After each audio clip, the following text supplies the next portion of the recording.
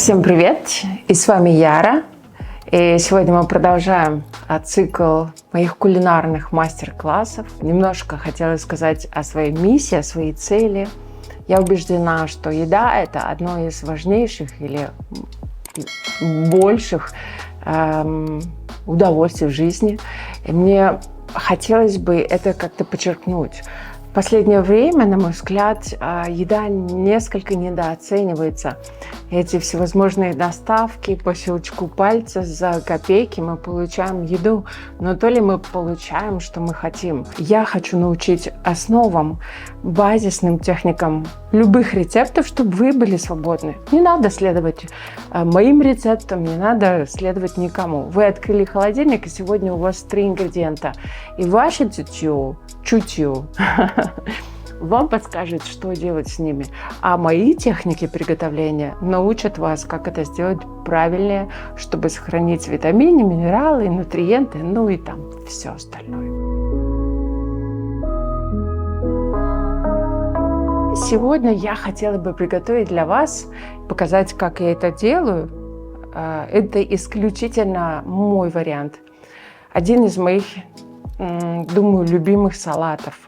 Почему любимых? Потому что он простой, делается за 5 минут. Он очень полезный, и он очень насыщающий, он такой вот приземляющий меня, что ли. После приготовления этого салата я чувствую себя всегда счастливой. Спелые помидоры с сыром буррата, соусом песто, с помидорами конфи, с хрустящим багетом.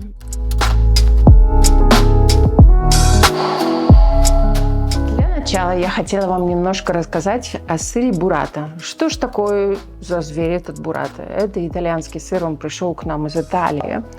Но, наверное, не все знают, что буррата – это 2 сыра. Снаружи, как мы видим, достаточно плотная такая оболочка. Это сыр моцарелла, который заваривается при высоких температурах, раскатывается в тонкий блин, и в него помещается ферментированный сыр или створоженный за счет лимонной кислоты или просто лимона. Вы это тоже можете сделать дома со сливками. То есть снаружи у нас моцарелла, внутри у нас страчателла. Страчателла. Я очень люблю это слово, просто как оно звучит. Страчателла. Это очень по-итальянски. Итак, 2 сыра. Моцарелльная оболочка, она позволяет сохранить нежность, сливочность и влажность сыра страчателлы. Страчателла ни капельки не диетический продукт, но в нем очень много белка и немного углеводов. Поэтому я его люблю, хотя если вы на строгой диете, это не ваш продукт. Итак, качественная страчателла или буррата, что у вас есть? Сегодня у нас буррата с трюфелем. Я вообще трюфельный маньяк. Все, где содержится трюфель, это про меня. Сегодня нам понадобится сыр песто. Вот такой вот вкусный сыр песто с кусочками орехов, с кусочками базилика органического, с маленькими гранулами сыра. Я делаю самостоятельно. Конечно же, рецепт этого потрясающего соуса я дам позднее в своих роликах. Кстати, песто вы можете использовать не только для сегодняшнего салата. Он подходит и к хлебу, и к пасте, и к курице, и к морепродуктам. Один из моих любимых соусов, особенно потому, что вы можете его легко заморозить, разморозить, и он нисколько не потеряет в качестве. Далее нам потребуются высушенные кедровые орешки. Как я их сушу? Я их высушиваю в духовке или на сковороде до получения такого вот золотистого цвета. Они очень вкусные. Обожаю. Одни из моих любимых орехов. Также нам потребуются крутоны или гренки, но крутон звучит гораздо дороже. Как готовить такие волшебные гренки, которые сохраняются надолго, я тоже покажу в своих следующих видео. Они делаются из багета на закваске, то есть кислое тесто. И они обладают тонким таким чесночным вкусом, хрустящие, хорошо хранятся. и хорошо дополняют любое блюдо. Также у нас есть здесь томаты конфи. Это дольки томатов. Я живу в Дубае, у нас здесь мало хороших томатов, но иногда, когда они попадаются, я стараюсь их заготовить. Конфи – один из методов приготовления. И такой красивый багет. Сегодня я раскрою тайну, как из обычного магазинного багета сделать божественный французский багет только что из печи. Начнем. С чего мы начнем? Забыла! Нам же потребуются потрясающие спелые узбекские томаты. Они невероятно пахучие, сладкие, сочные. У них тоненькая шкурка и яркий вкус. Будьте уверены, что у вас есть хорошие томаты для этого салата, потому что это основа. А еще нам понадобится классная тарелка, в которой мы будем это сервировать. Так как у нас достаточно приличная порция бурраты, я полагаю, что это может быть семейный ужин или аперитив.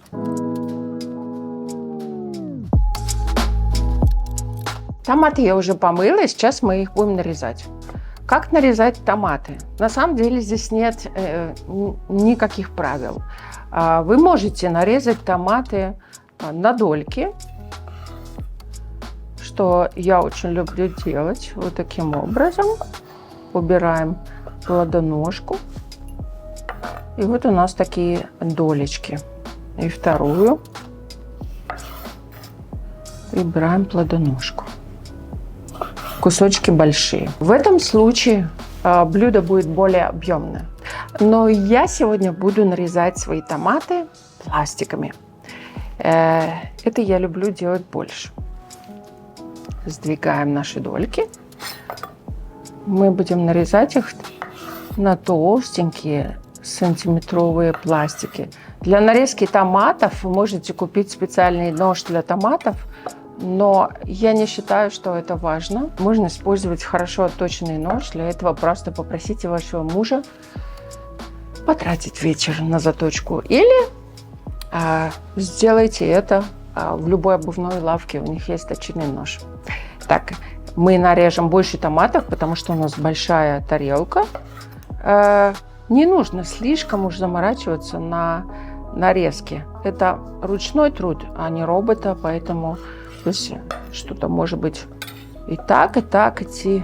Я вообще раньше была ужасным перфекционистом, а сейчас я считаю, что это отнимает огромное количество энергии и времени.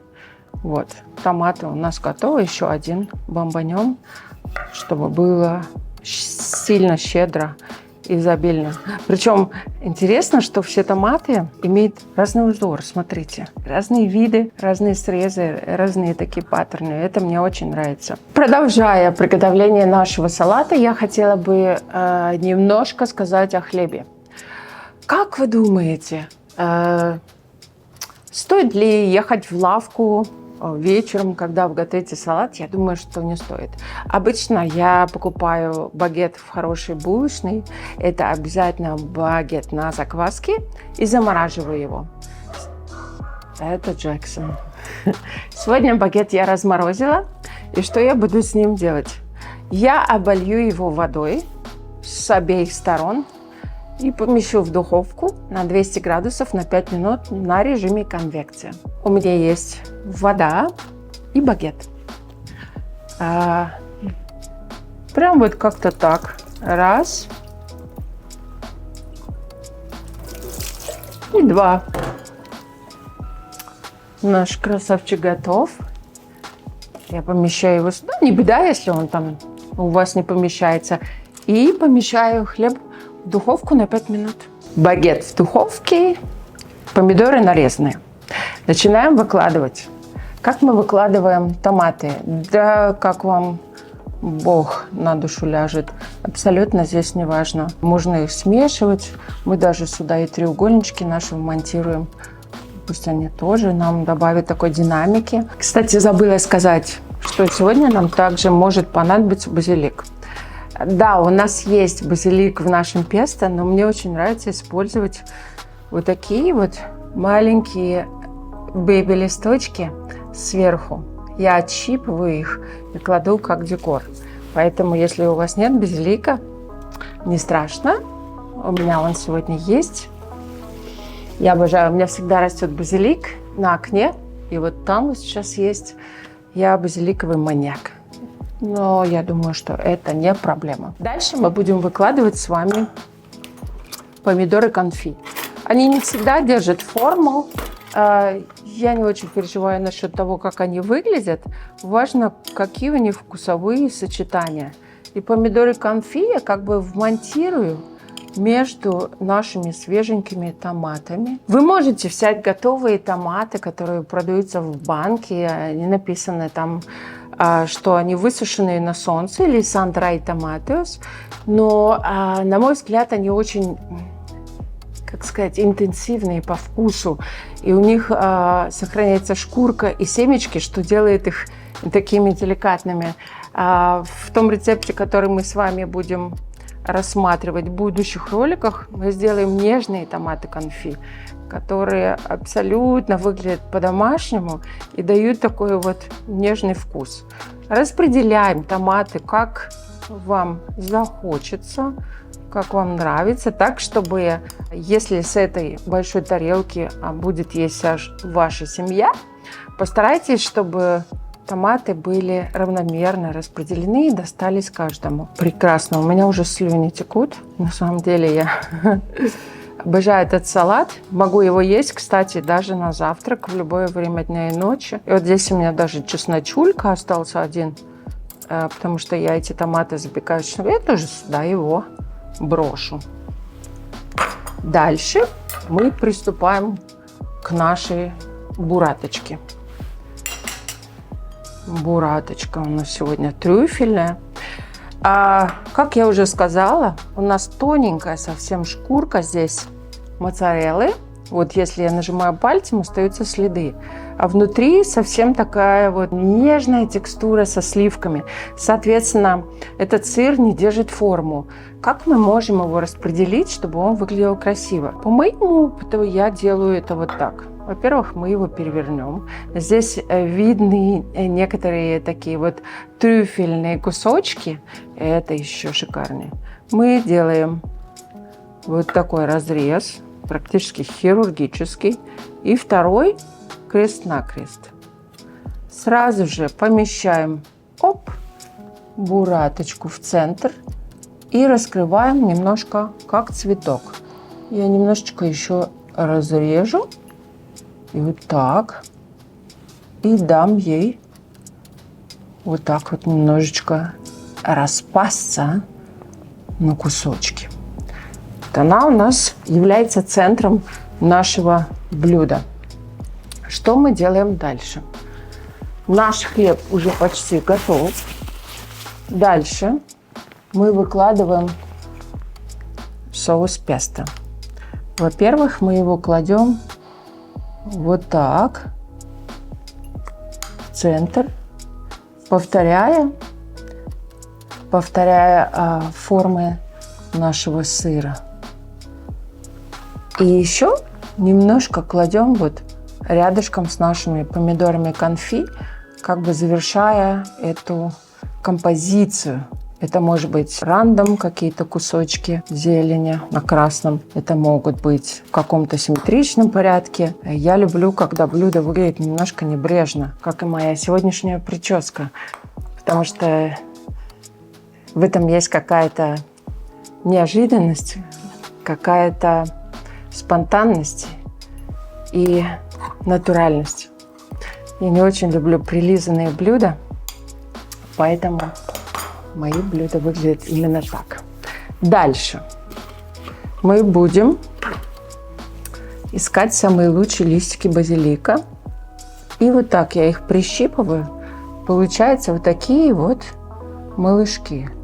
И мы их, пинцет для этих дел нам подойдет невероятно, выкладываем. Сколько вы хотите, это на усмотрение, насколько сильна ваша любовь к базилику. Моя любовь к базилику безгранична, поэтому сегодня мы какие-то листики вот так положим, какие-то листики вот так, какой-то листик мы положим обратной стороной, чтобы здесь какой-то такой гранжевый стиль у нас был. Какой-то лист вот сюда упал, сюда, сюда, сюда. И, может быть, еще буквально парочку наверх. Смотрите, у нас буквально 5 минут прошло, как мы поставили хлеб в духовку. За это время мы приготовили салат. Да. За это время мы приготовили салат, и наш хлеб готов. Ух, хрустит невероятно. Теперь мы покрываем наш салат орешками. Тоже, как если бы дождь из орехов шел. Вот так. Я люблю орехи. Тем более, что орехи у нас входят в наш салат песто. Дальше мы можем распределить наши хлебные хрустики чесночные вот таким образом, чтобы каждый из гостей или из членов вашей семьи мог буквально подхватить томаты и сыр хрустиками. Вот таким образом, я думаю, достаточно. Ну и, конечно, самого лучшего качества у нас идет сюда масло. Масло – это мое второе имя. Я люблю масло. Черный перец. Мы используем с вами соль крупную. Это называется флёр де сель. Интересная история про эту соль. Как добывается эта соль? Я думаю, вы все знаете, что почти вся соль добывается из моря. Так вот, флёр де сель делается в некоторых таких заводях. Я их видела, когда путешествовала по Мальте. Заводи, где совершенно нет течения, и вода из моря там застаивается, и появляется такая легкая пленка. В силу того, что соль кристаллизуется определенным образом, пленка эта покрывается как бы цветами, как снежинками. Отсюда и название флёр де сель, что переводится цветок из соли или соляной цветок. Вот эта вот самая тоненькая пленочка, самая дорогая и вкусная соль. Она не очень соленая, но ее кристаллы обладают невероятным вкусом. Они не быстро растворяются, и когда вы едите это блюдо, они все еще похрустывают у вас во рту на зубах. Я думаю, что это будет великолепное завершение. И что еще мы сейчас делаем?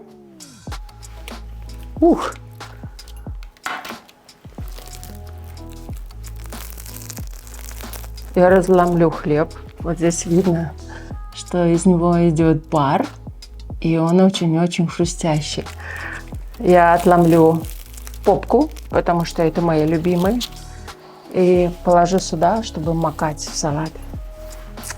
Итак, наш салат из спелых томатов, бурраты с трюфелем, соуса песто, хлеба и всего-всего остального готов. На мой взгляд, это полноценное блюдо. Это может быть обедом, жаркий летний день, может быть бокальчик белого вина сюда, еще больше хлеба, приятная беседа, много смеха, чтобы помидоры были вокруг рта. Я это вижу вот так. Большая семья, все смеются и очень много любви. Я желаю вам того же самого. С вами была Яра, и до следующей встречи.